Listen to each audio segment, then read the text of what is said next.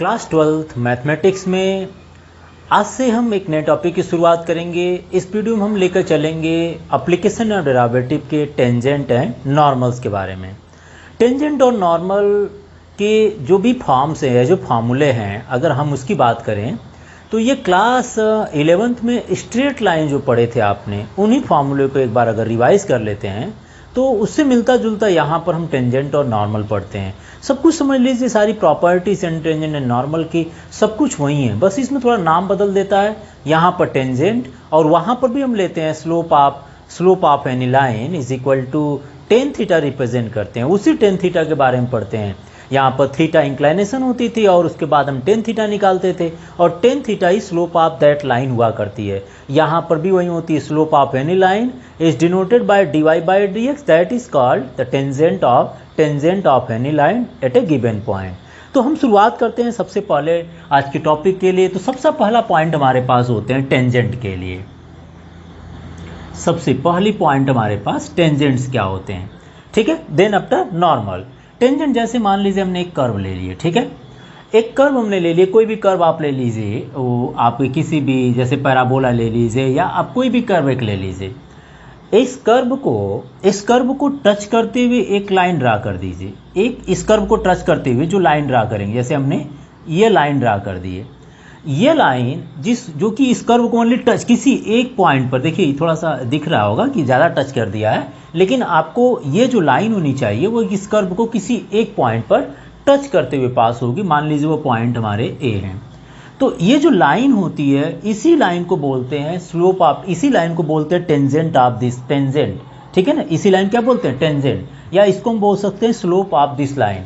तो ये जो लाइन होती है, इस लाइन को हम बोलते हैं टेंजेंट, ये टेंजेंट होती है, ठीक है। ये लाइन हमारे टेंजेंट होती है। अब दूसरी बात होती है, टेंजेंट हमारे पास है, टेंजेंट किसी एक पॉइंट को, मतलब किसी कर्व के किसी एक पॉइंट को टच करते हुए पास होती है। अब दूसरी हमारे जो पॉइंट होते हैं उसको हम बोलते हैं नॉर्मल्स। नॉर्मल क्या होते हैं, वो लाइन जो टेंजेंट के ऊपर परपेंडिकुलर बनाए। मान लीजिए हमने पॉइंट ए को यहाँ लिख दिए, ठीक है ना।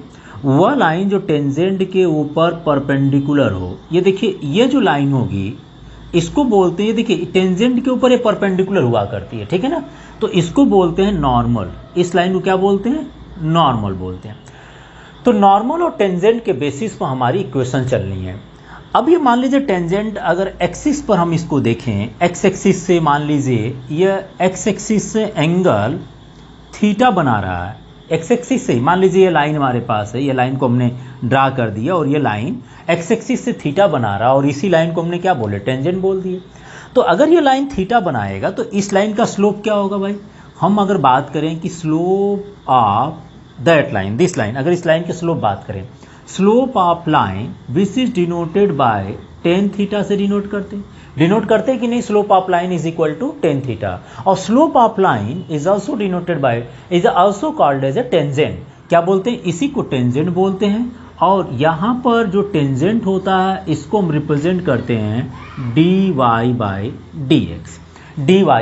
dx। इसका मतलब अगर आपको थीटा पता है तो आप उसको 10 के टर्म में कन्वर्ट कर लीजिए, और अगर आप 10 के टर्म में कन्वर्ट कर लेते हैं तो आप समझ लीजिए टेंजेंट आपने उस लाइन के लिए निकाल लेते हैं। ज़्यादातर यहाँ पर क्या होता है कि थीटा नहीं दिया जाता है, यहाँ पर आपको दिया जाएगा एक लाइन आपको दे दी जाएगी या आपको कोई कर्व दे दिया जाता है, उस कर्व के ऊपर इस टेंजेंट को फाइंड करना होता है। तो करना क्या होता है कि वो जो कर्व होता है उस कर्व को हम डिफ्रेंशिएट किया करते हैं। क्या करते हैं, डिफ्रेंशिएट करते हैं। इसका मतलब अगर हमें किसी फंक्शन को गिवन है, कोई फंक्शन गिवन है और हमें टेंजेंट फाइंड करना है, तो मान लीजिए वो function y is equal to x square plus 2x something दिया है, तो जो टेंजेंट होगा वो टेंजेंट क्या होता है, वो होता है dy बाई dx। टेंजेंट को जनरली रिप्रेजेंट करते हैं, मतलब first derivative of this function. जो भी फंक्शन गिवन होगा, दैट फंक्शन, जो फंक्शन गिवन होगा उसका पहला डेरिवेटिव जो होता है वो टेंजेंट बोला जाता है। और टेंजेंट एट एनी पॉइंट, मान लीजिए वो पॉइंट हमारे पास ए है, मतलब वो लाइन जो टच करते हुए पास होगी वो तो उसका टेंजेंट कहलाएगा, ठीक है ना। तो टेंजेंट ये जो पॉइंट है, सपोज कीजिए x1 y1 है, a1 जहाँ से वो टच कर रही है उस कोई पॉइंट होगा ना, मान लीजिए बोल दिया 2-3 पॉइंट पर इस लाइन का जो लाइन टच करते हुए पास हो उसका टेंजेंट बताइए। तो स्लोप या tangent of any line eight any point, tangent at any point, अगर हमें टेंजेंट फाइंड करना हो किसी पॉइंट पर, तो हम सबसे पहले उस फंक्शन को डिफ्रेंशिएट कर देते हैं और बाद में वो पॉइंट पुट कर देते हैं। मतलब हम dy बाई डी एक्स पहले फाइंड करते हैं, बाद में हमने x1 और y1 मतलब वो पॉइंट उसमें पुट कर दिया करते हैं, तो वह निकल जाता है टेंजेंट एट एनी पॉइंट। उस लाइन का टेंजेंट अगर निकालना हो या स्लोप ऑफ टेंजेंट निकालना हो, जिसको टेंजेंट या स्लोप ऑफ टेंजेंट बोला करते हैं, तो टेंजेंट या स्लोप ऑफ टेंजेंट आप किसी भी लाइन का निकालना चाहते हैं किसी पॉइंट पर, तो वो पॉइंट अगर गिवन होती है तो उसको आप पहले तो फंक्शन है, वो फंक्शन के ऊपर वो पॉइंट लाई करेगा। उस फंक्शन, जैसे ये कर्व है ना, इस कर्व का इक्वेशन दे दिया है, जैसे ये दे दिया y is equal to x square plus 2x plus 2 दे दिया, ठीक है ना। आपसे बोल दिया कि इस कर्व से कोई एक टेंजेंट पास होगी, उस टेंजेंट का हमें उस टेंजेंट को इस पॉइंट पर उसकी वैल्यू बताइए क्या होगी, या स्लोप ऑफ टेंजेंट पता करिए इस कर्व के लिए। तो स्लोप ऑफ टेंजेंट अगर पता करना हो, लिख देता हूँ मैं, स्लोप ऑफ टेंजेंट पता करना हो तो आप स्लोप ऑफ टेंजेंट को किससे रिप्रेजेंट करेंगे, dy बाई डी एक्स के। तो dy बाई डी एक्स आप निकाल लेंगे, जैसे फंक्शन दिया है इसको पहला डेरिवेटिव कर दीजिए, आपको dy बाई डी एक्स निकल आएगा, इसका मतलब आपने स्लोप ऑफ टेंजेंट निकाल लिया, ठीक है ना। अब ये स्लोप ऑफ टेंजेंट किसी पॉइंट पर निकालना होगा, मान लीजिए x1 y1 पॉइंट पर निकालना है, तो आप उसको डिफ्रेंशिएट करने के बाद x1 y1 पॉइंट उसमें पुट कर दीजिएगा, आपको मिल जाएगा slope of tangent at the given point पर, ठीक है ना। ये तो हो गया स्लोप ऑफ टेंजेंट जो कि इस कर्व को टच करते पास हो रही है। अब हम बात करते हैं दूसरा नॉर्मल के लिए, स्लोप ऑफ नॉर्मल या ओनली नॉर्मल की बात करते हैं। तो नॉर्मल मैंने बताया कि जो टेंजेंट पर परपेंडिकुलर हुआ करते हैं, तो इसको लिखेंगे slope of normal. Slope of normal is equal to, ये भी आपको नोट करते रहना है और याद करना है, slope of normal is equal to, देखिए नॉर्मल क्या होता है, अगर ये लाइन मान लीजिए, ये लाइन जिसका स्लोप m1 है, ये लाइन जिसका स्लोप मान लीजिए m1 है और इस लाइन का स्लोप मान लीजिए m2 है, तो जब दो लाइन आपस में परपेंडिकुलर हुआ करते हैं, तो इन क्लास 11th में पढ़े थे हमने, क्या पढ़े थे कि अगर दो लाइन अगर परपेंडिकुलर हैं तो दोनों के स्लोप का मल्टीप्लिकेशन -1 हुआ करता है, होता है ना। इसका मतलब अगर मान लीजिए m1 स्लोप निकालना और m2 के हमें स्लोप पता है, m2 वैल्यू पता है, तो m1 तो निकाल सकते हैं ना। इसी तरह से अगर नॉर्मल पता करना है, स्लोप ऑफ नॉर्मल पता करना है, तो हम इसको लिख दिया करते हैं -1 अपॉन स्लोप ऑफ टेंजेंट कर दिया करते हैं। स्लोप ऑफ टेंजेंट मतलब जो फंक्शन दिया जाएगा उसको टेंजेंट आपको निकालना ही है, तभी आपको आप जाकर नॉर्मल निकाल पाएंगे। तो स्लोप ऑफ नॉर्मल को रिप्रेजेंट करने के लिए माइनस, देखिए स्लोप ऑफ नॉर्मल क्या हो जाएगा, minus and the slope of tangent उस पॉइंट पर dy by D x at the given point, means x1 y1 point पर जो स्लोप ऑफ टेंजेंट निकाले रहेंगे, आप उसको रिवर्स में कर दीजिएगा, -1 upon dy by D x and x1 y1, तो यहाँ से स्लोप ऑफ नॉर्मल निकल आएगा, ठीक है ना। तो एक बार इसको जरा नोट करिए, मैं रब करूँ, क्योंकि स्लोप ऑफ टेंजेंट क्या होते हैं और स्लोप ऑफ नॉर्मल क्या होते हैं, उसके बाद हम इक्वेशंस की बात करने के लिए, देखिए अगले पॉइंट में हम बात करेंगे इक्वेशन ऑफ द टेंजेंट। जैसे मैंने आपको स्लोप ऑफ लाइन, अगर आपने किसी भी लाइन का स्लोप मतलब टेंजेंट निकाल लेते थे या स्लोप निकाल लेते हैं क्लास 11 पे, तो आप वहाँ पढ़ते थे equation of line passing through one point, याद होगा आपको, आप पढ़ते थे equation of a line, equation of line passing through one point, equation of line passing through, हम उसी से कनेक्ट कर चल रहे हैं, पासिंग थ्रू वन पॉइंट। जब आपका स्लोप पता है ना, व्हेन स्लोप आर गिवन होती, कंडीशन होती पासिंग थ्रू वन पॉइंट, मान लीजिए x1 y1 से पास हो रहा एंड स्लोप आर गिवन होता था, इसमें स्लोप आर गिवन है, स्लोप मान लीजिए m मान लेते थे, तो उस समय इक्वेशन ऑफ लाइन हुआ करती थी y minus y1 is equal to m x minus x1। याद है आपको क्लास 11th में ये आपने पढ़े थे। तो सिमिलरली अगर किसी लाइन का, किसी कर्व का अगर हमें टेंजेंट पता हो या स्लोप ऑफ टेंजेंट पता हो उस पॉइंट पर, और हमसे बोला गया हो कि ये जो कर्व है, मान लीजिए हमने स्लोप ऑफ टेंजेंट पता है, ठीक है, मैं एक बार फिर से इसको ड्रा करके बता देता हूँ, और हमें ये पता है कि उस लाइन का स्लोप ऑफ टेंजेंट गिवन हो, मान लीजिए कर्व हो गया, हमने ये टेंजेंट ड्रा कर दी इस पॉइंट पर टच करते हुए, और ये बोला गया हो कि ये जो टेंजेंट है, स्लोप ऑफ टेंजेंट भी किसी पॉइंट, अदर पॉइंट, मान लीजिए यहाँ पर हमने ले लिए x1 y1 पॉइंट से पास हो रहा है, तो अब इस समय x1 y1 से पास हो रहा, कौन सा स्लोप ऑफ टेंजेंट इसका, तो यहाँ पर मैं बात करूँगा कि अगर कोई पॉइंट पता हो और स्लोप ऑफ टेंजेंट पता हो, slope of tangent at that point पता हो, तो हम वहाँ पर इस लाइन का इक्वेशन निकालने के लिए क्या करेंगे, तो हम बात कर रहे हैं equation of tangent, equation of slope of tangent, ठीक है ना, पूरा लिख देते हैं, equation of slope of tangent slope of tangent passing through one point, passing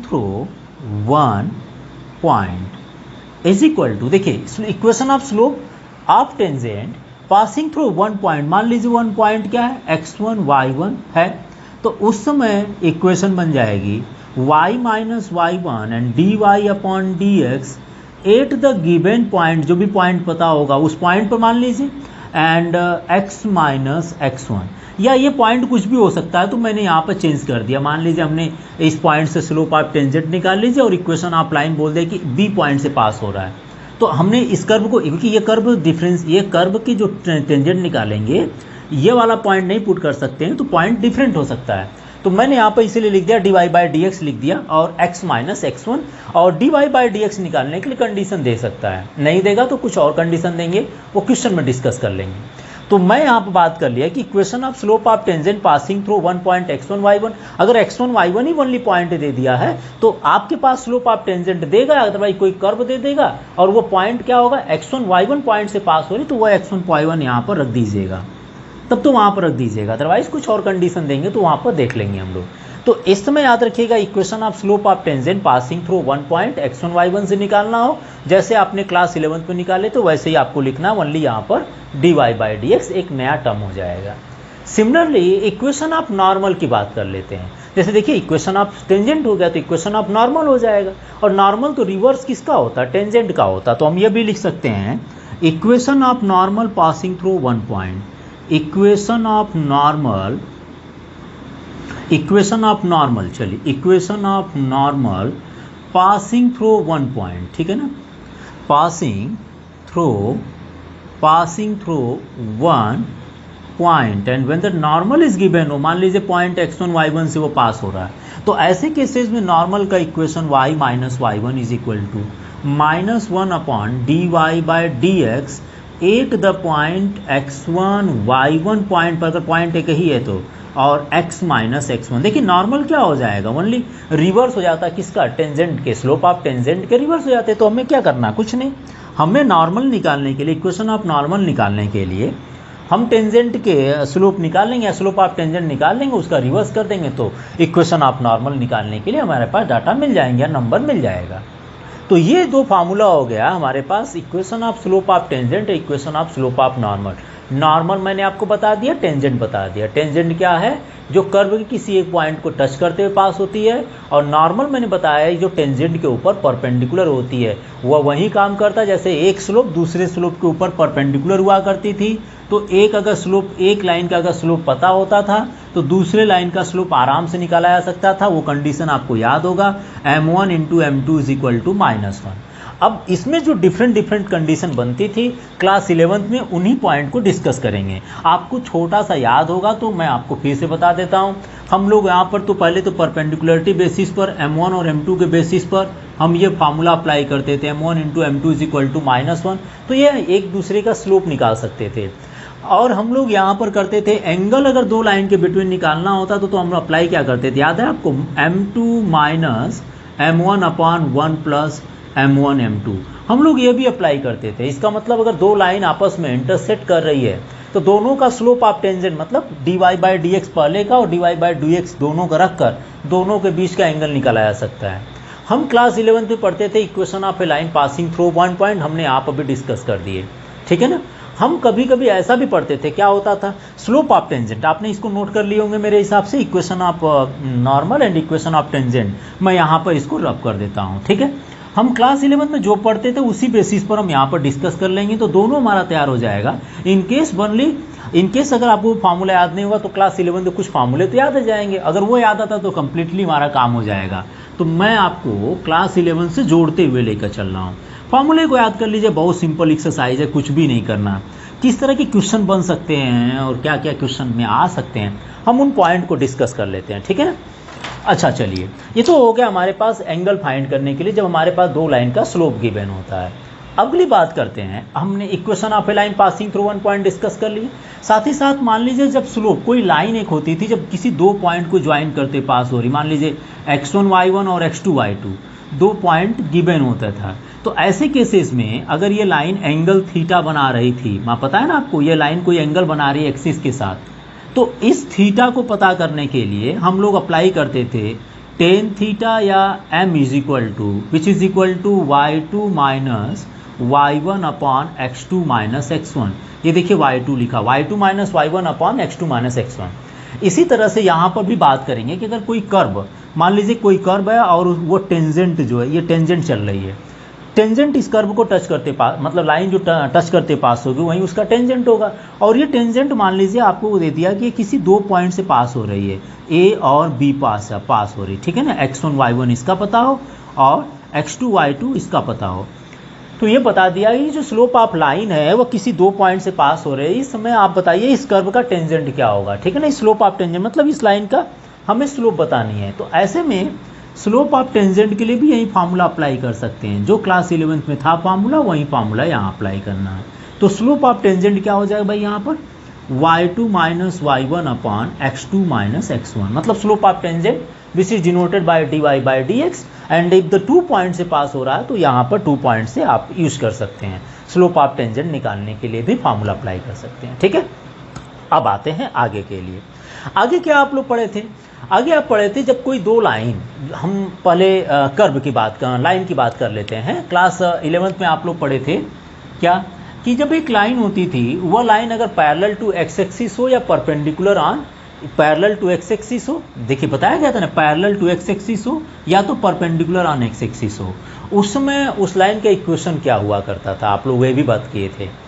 तो अगर मान लीजिए कहीं दिया हो कि हमारे पास यहाँ पर, ये देखिए आपने कंडीशन पढ़े थे, जब एक line equation of a line passing through किसी भी पॉइंट से पास हो and parallel to x axis होता है था, तो वहाँ पर y की value y is equal to b, इस लाइन का इक्वेशन निकालते थे y is equal to b मानकर। तो जब एक line parallel to x axis हुआ करती थी, मान लीजिए एक्स एक्सिस है और ये y एक्सिस है, जब एक line parallel to x axis हुआ करती थी तो उस समय दो लाइन और एक्सिस के बीच जो एंगल बनता था वो theta is equal to 0 degree बनता था। आपको पता होगा कि जो एंगल बनना चाहिए वो हमेशा एक्स एक्सिस के साथ बनता है, वाई एक्सिस के साथ तो नहीं मानते हैं, क्योंकि वाई एक्सिस मतलब क्या होता है, इमेजिनरी एक्सिस होती है। तो जब एक लाइन, ये एक लाइन जब पैरेलल टू एक्स एक्सिस होती है तो वह एक्स एक्सिस के साथ थीटा की जो वैल्यू होती है 0 हुआ करती, मतलब वह एक्स एक्सिस के साथ जो एंगल बनाएगी वह 0 डिग्री बनाएगी, ठीक है ना। और जब line perpendicular on x axis हुआ करती है, देखिए परपेंडिकुलर ऑन एक्स एक्सिस है, तो इस केसेस में थीटा की जो वैल्यू हुआ करती थी वो 90 डिग्री हुआ करती थी, और इसका इक्वेशन मैंने आपको बताया भी था, x is equal to a हुआ करता है। तो जब line perpendicular on x axis होती है तो वह एक्स एक्सिस के साथ theta is equal to pi by 2, मतलब डिग्री 90 डिग्री बनाया करती है, ठीक है ना, 90 डिग्री बनाती है। तो जब लाइन अगर पैरेलल टू एक्स एक्सिस है तो उसमें उसका स्लोप क्या हो सकता है, बात समझ आ रही है। हम यहाँ पर लिख रहे हैं व्हेन ए लाइन, या आप नोट करते चलिएगा स्लोप ऑफ टेंजेंट वाला फार्मूला, ठीक है, जहाँ पर जरूरत पड़ेगी सब क्लास 11 के फार्मूले को यूज कर लेंगे। तो अब अगले पॉइंट पर बात करते हैं हम, यहाँ पर सबसे पहले लाइन के बारे में बात कर लेंगे, तो स्लोप ऑफ टेंजेंट आसानी से हम कर सकते हैं, ठीक है। हम बात करते हैं when a line is parallel to x axis, पहली पॉइंट हम बात करते हैं when a line parallel to x axis हुआ करती है, parallel to x axis, then angle between the line and x axis theta is equal to 0 degree होता है। जब थीटा 0 हो गया तो स्लोप कितना होगा भाई, स्लोप को किससे रिप्रेजेंट करते हैं, टेन थीटा या एम से रिप्रेजेंट करते थे, टेन थीटा या एम से, तो थीटा इज इक्वल टू होगा 0 डिग्री, तो टेन 0 की वैल्यू कितनी हो गई, 0। जब एक line parallel to x axis हुआ करती है, पैरेलल टू एक्स एक्सिस हुआ करती है, तो लाइन और उस लाइन और एक्सिस के बीच में एंगल 0 डिग्री बनता है, उसमें स्लोप ऑफ लाइन या slope of that line is equal to 0 degree होता है, ठीक है ना। सिमिलरली दूसरी कंडीशन बात कर रहे हैं कि when a line is perpendicular, when a line is perpendicular का सिंबल ऐसे होता है, या तो आप परपेंडिकुलर लिख लीजिएगा, when a line is perpendicular on x axis, when a line is perpendicular on x axis then theta is equal to 90 degree होता है। और अगर स्लोप की बात करें टेन थीटा कितना होगा, तो ये हो जाएगा टेन थीटा या m is equal to 1090 and 1090 10 infinite हो जाता है। तो उसमें ये जो लाइन होती है उसके बीच में एंगल पाई बाय 2 डिग्री बना करता है, ठीक है ना। अब हमारी बात हो जाती है कि हमारे पास जब एक लाइन, ये तो हमने लाइन की बात कर ली जो पैरेलल टू एक्स एक्सिस होती है, तो यहाँ पर देखिए tan theta is equal to infinite हो गया, तो इसका रिवर्स उस समय जो टेंजेंट निकाल कर नॉर्मल, मतलब टेन थीटा ने निकाल कर कॉट थीटा क्या हो जाएगा, 0 डिग्री हो जाता है। तो मैं यहाँ पर भी बात करूँगा। सबसे पहले हमारा मेन पॉइंट इसी पर है। मेन पॉइंट क्या है कि जब एक line parallel to x axis होती है तो उसमें उस समय वो लाइन एक्स एक्सिस के साथ angle theta is equal to 0 degree बनाती है। तो इसी तरह से जब कोई टेंजेंट होगा किसी भी कर्व के ऊपर खींचा गया जो टेंजेंट होगा, अगर वह पैरेलल टू एक्स एक्सिस होता है तो उस समय स्लोप ऑफ टेंजेंट कितना होगा। तो ऐसे में अगर बात करें, हम इसको भी रब कर देते हैं, आपने सब नोट कर लिए होंगे। अब हम क्लास 12 के फार्मूले की बात करें कि स्लोप ऑफ टेंजेंट उस समय कितना होगा। स्लोप ऑफ टेंजेंट कितना होगा जब लाइन पैरेलल टू। अब हम अगले पॉइंट की बात करते हैं कि when tangent when slope of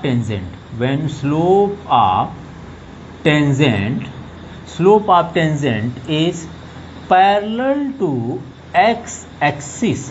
मान लीजिए किस तरह से स्लोप ऑफ टेंजेंट होगा, जैसे मान लीजिए हमने ये आपके एक्सिस ले लिए, ठीक है, और मान लीजिए हमारा कर्व इस तरह से पास हो रहा है, तो स्लोप ऑफ टेंजेंट क्या होगा भाई, ये होगा। ये क्या होगा, स्लोप ऑफ लाइन, या हमने ये स्लोप ऑफ लाइन या स्लोप ऑफ टेंजेंट इसी लाइन को बोलते हैं, ठीक है ना। ये जो हो गया, ये और ये इनके बीच का एंगल क्या होगा, 0।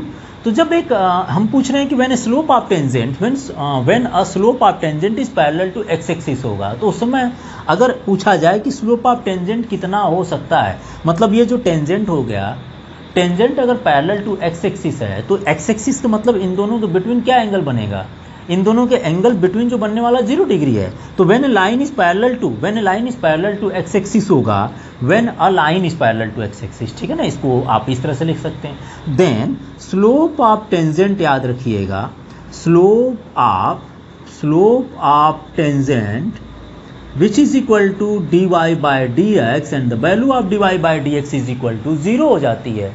जब एक लाइन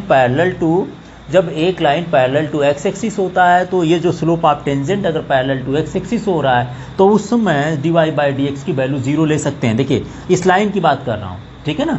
वैसे इस पॉइंट पर तो कुछ भी हो सकता है, मैंने बात किया कि ये angle slope of tangent dy by D x equal to 0 कब लेंगे, जब पैरेलल टू एक्स एक्सिस आपके पास होंगे, ठीक है।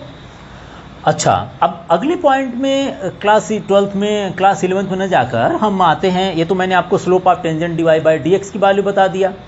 अब आ जाइए equation of normal and equation of tangent. अब साथ में चलते हैं कि जब स्लोप ऑफ टेंजेंट किसी लाइन के पैरेलल हो और जब स्लोप ऑफ टेंजेंट किसी लाइन के परपेंडिकुलर होता है तो उस समय कंडीशन क्या बनती है। हम बात कर रहे हैं नेक्स्ट पॉइंट के लिए, जब स्लोप ऑफ टेंजेंट अगले पॉइंट पर थोड़ा डिस्कस करते हैं कि जब दो लाइन आपस में पैरेलल हुआ करती है, जब दो लाइन आपस में पैरेलल होती है तो दोनों के जो स्लोप होते हैं वो आपस में बराबर हुआ करते हैं। याद है ना आपको, ये लिख देता हूँ पहले, when two line are parallel, यही condition, when two lines are parallel, जब दो लाइन पैरेलल होते हैं तो उस समय कंडीशन क्या होती है। मान लीजिए एक लाइन ये है और दूसरी लाइन हमारे पास ये है, दोनों लाइन अगर पैरेलल होंगे तो इसका जो स्लोप अगर m1 होता है, इसका स्लोप m2 होता है, तो हम कह सकते हैं कि m1 is equal to m2 होता है। इसी तरह से जब हमारे पास दो कर्व, मान लीजिए हमने एक कर्व ले लिए जिसका टेंजेंट हमने ये ड्रा कर दिया स्लोप ऑफ टेंजेंट, और दूसरा हमने ले लिए दूसरे का टेंजेंट ये है। तो ऐसे केसेस में यहाँ पर भी बात करिएगा कि जब टू लाइन आपस में पैरेलल होंगे या जो दो स्लोप ऑफ टेंजेंट अगर पैरेलल होते हैं, ठीक है ना, इस लाइन का स्लोप ऑफ टेंजेंट अगर दोनों पैरेलल मिलते हैं तो याद रखिएगा दोनों के, मतलब इस लाइन का स्लोप ऑफ टेंजेंट मान लीजिए ए पॉइंट पर निकाल रहे हैं और इस लाइन का स्लोप ऑफ टेंजेंट मान लीजिए बी पॉइंट पर निकाल रहे हैं, तो बी पॉइंट पर और ए पॉइंट पर जो स्लोप ऑफ टेंजेंट होते हैं वो दोनों बराबर आ जाते हैं। कंडीशन यही है कि जब दो लाइन आपस में पैरेलल होती है तो दोनों के स्लोप बराबर हुआ करते हैं। इसी तरह से जब हमारे पास स्लोप ऑफ टेंजेंट अगर आपस में पैरेलल कंडीशन बना रहे हैं तो दोनों की वैल्यू क्या होगी, dy बाई डी एक्स की वैल्यू बराबर आएगी, ठीक है ना। और दूसरी कंडीशन आपको वैसे भी पता भी है कि एक लाइन जब दूसरे लाइन के परपेंडिकुलर हुआ करता था, जब दो लाइन आपस में एक दूसरे के परपेंडिकुलर हुआ करते हैं तो दोनों के स्लोप का मल्टीप्लिकेशन -1 हुआ करता है।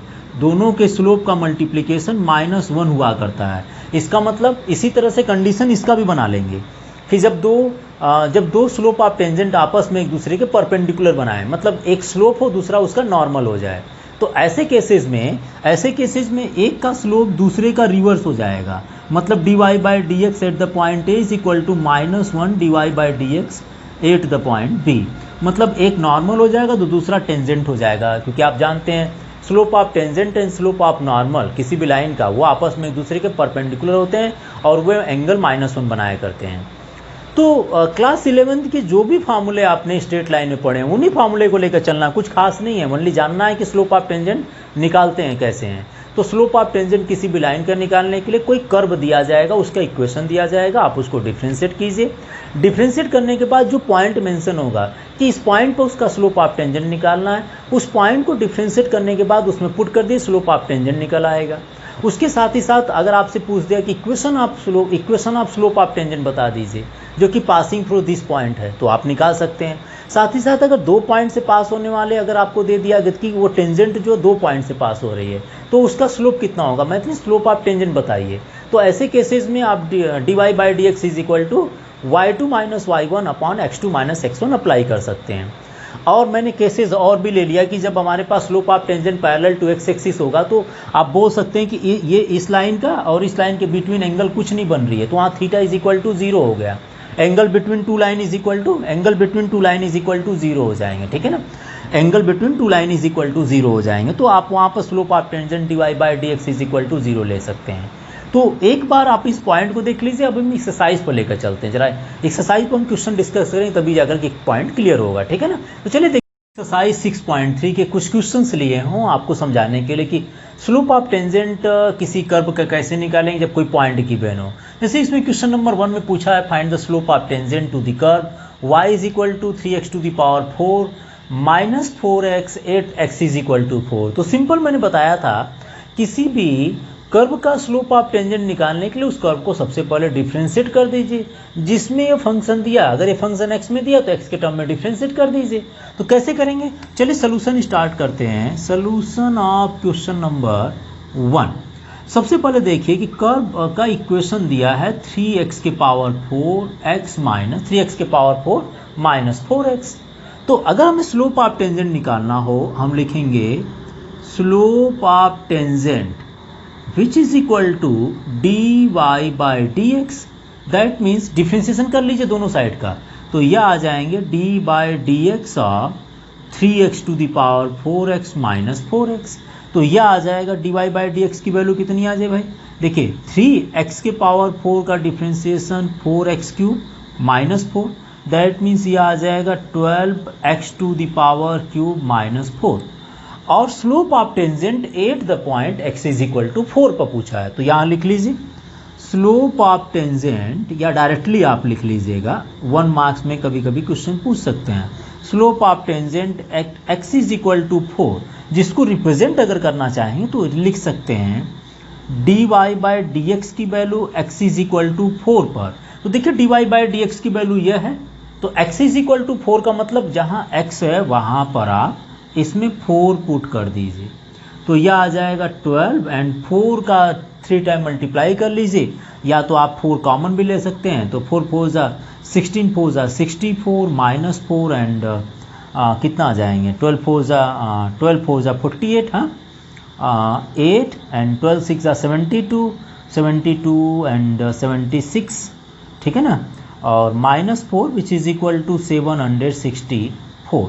सो slope of tangent at any point x is equal to 4 पर, जिसको dy/dx रिप्रेजेंट करते हैं, तो dy/dx की value x is equal to 4 put कर दीजिए, वैल्यू मिल जाएगा। सो सिंपल क्वेश्चन से एक्सरसाइज ही बहुत सिंपल आपके लिए होंगे। अगर क्लास 11 पे स्ट्रेट लाइन को ध्यान से देखे होंगे तो सारे के सारे कॉन्सेप्ट को लगाइए, बहुत ही सिंपल एक्सरसाइज है। अगले क्वेश्चन की तरफ चलते हैं। जैसे क्वेश्चन नंबर 2 पूछा है, ठीक है ना, आप एक बार इसको नोट कर लीजिए ताकि मैं रैप कर दूँ। तो मेरे हिसाब से आपने इसको स्क्रीनशॉट लेकर नोट कर लिए होंगे।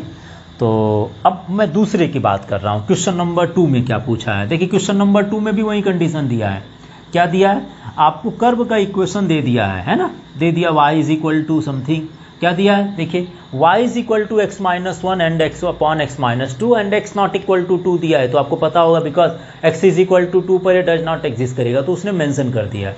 तो हमें क्या करना है, हमें स्लोप ऑफ टेंजेंट फाइंड करना है, x इज इक्वल टू 10 पर फाइंड करना है। तो काम वही करना जो क्वेश्चन नंबर 1 के लिए किए थे। Now solution of question number 2 की बात करें तो देखिए y is equal to x minus one upon x minus two है। नाउ अगर डिफ्रेंशिएट कर देते हैं dy by D x is equal to कितना होगा, x माइनस टू। मैं डायरेक्टली लिख रहा हूँ, स्लोप ऑफ टेंजेंट पूरा लिखेंगे, मैं डायरेक्टली डिफ्रेंशिएट कर रहा हूँ, ठीक है। तो ये आ जाएंगे d by D x of x minus one and x minus one, then differentiation of x minus two upon x minus two का होल स्क्वायर। तो यहाँ से d y by D x की जो वैल्यू मिलेगी वो मिल जाएंगे x minus two and differentiation of this is 1 and minus x minus one and differentiation of this 1 and 2 का डिफ्रेंशिएशन 0 हो जाएंगे अपॉन x माइनस टू का होल स्क्वायर। तो ये आ जाएंगे minus x plus one upon x minus two का whole square. तो इसको अगर कैंसिल कर लें तो ये आ जाएगा minus one upon x minus two का होल स्क्वायर। और हमसे क्या पूछा, हमसे पूछा slope of tangent at x is equal to 10। तो लिख लीजिए slope of tangent at x is equal to 10 पर, that means dy by D x की वैल्यू फाइंड करनी है x इज इक्वल टू 10 पर। तो देखिए x is dy by D x की value minus one upon x minus two का whole square है। तो यहाँ पर x is equal to 10 put कर लीजिए, तो यह आ जाएगा 10 माइनस टू का whole square which is equal to minus 1 upon 8, that means minus 1 upon 64। तो स्लोप ऑफ टेंजेंट यहाँ at X is equal to 10 पर स्लोप ऑफ टेंजेंट कितना मिल गया, माइनस 1 अपॉन 64 मिल गया, ठीक है ना। अब ऐसे ही क्वेश्चन नंबर अगर नेक्स्ट की बात करें तो क्वेश्चन नंबर देखिए थर्ड भी ऐसे ही होंगे। यहाँ पर दे दिया हुज एक्स कोऑर्डिनेट इज 2, पूछा ना question, the slope of tangent to this curve at the point whose x coordinate is 2 की बात कर रहा है। तो फिर से वो ऐसे ही कर लेते हैं इसको भी। आई थिंक इजी लगा होगा, आप नोट कर लिए होंगे इसको, है ना। सिंपली डिफ्रेंशिएट करना, बाद में x is equal two point put कर देना जो गिवन होगा, ठीक है। तो चलिए एक और क्वेश्चन की बात कर लेते हैं। वैसे अब इजी तो है ही, इसमें कोई प्रॉब्लम नहीं है कि ये एक्सरसाइज इजी नहीं होगा, ओनली अगर आप क्लास 11 ध्यान से देखे होंगे तो।